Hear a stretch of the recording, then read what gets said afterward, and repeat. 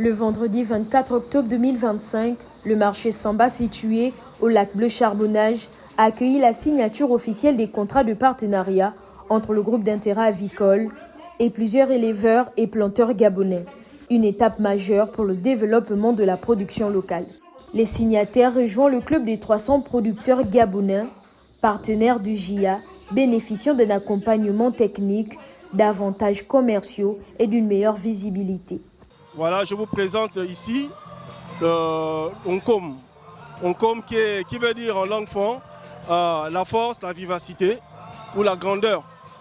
Et ce vin c'est fait à base de Mongorokom. Mongorokom on le trouve plus souvent dans le nord du Gabon.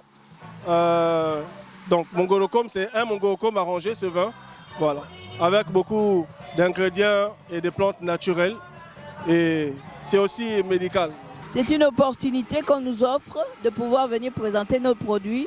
Mais la meilleure opportunité, c'est qu'ils ont réouvert un endroit où les coopératives et les associations peuvent venir déposer leurs produits bio.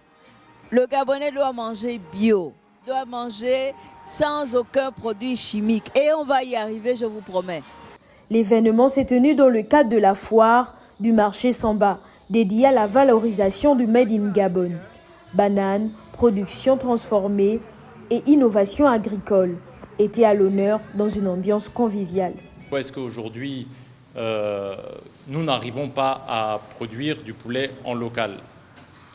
Il y a plusieurs facteurs, les facteurs économiques, les facteurs aussi des subventions à l'étranger, qui jusqu'à présent et jusqu'à aujourd'hui, on peut dire que ces subventions n'arrangent pas la vie des agriculteurs dans les pays en voie de développement.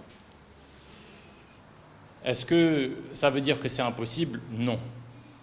Mais est-ce que ça veut dire que demain, on va réussir à produire tout ça? Non plus. Il faut savoir aujourd'hui qu'il faut aller doucement mais sûrement. Il y a un programme en place. Je pense que si on suit le programme, d'ici quelques années, on pourra probablement atteindre cet objectif. Avec des partenaires comme Supergel, IDRC Africa et HOD Consulting, le GIA poursuit sa mission. Réduire la dépendance du Gabon aux importations de poulet et promouvoir la marque Poulet 100% Gabon. Pourquoi les acteurs de la filière avicole se sont réunis? Mais tout simplement parce que le chef de l'État, le 30 mai dernier, avait pris une décision, celle d'interdire l'importation des poulets de chair au Gabon. Et c'est comme ça que nous avons pensé, nous les acteurs de la filière, aussi bien agriculture, transformation, formation, renforcement de capacités, tout l'écosystème agricole, nous nous sommes réunis et pendant 2 jours à la Chambre des commerces et les recommandations nous ont permis de créer le GIE. Nous sommes aujourd'hui en train de signer une convention.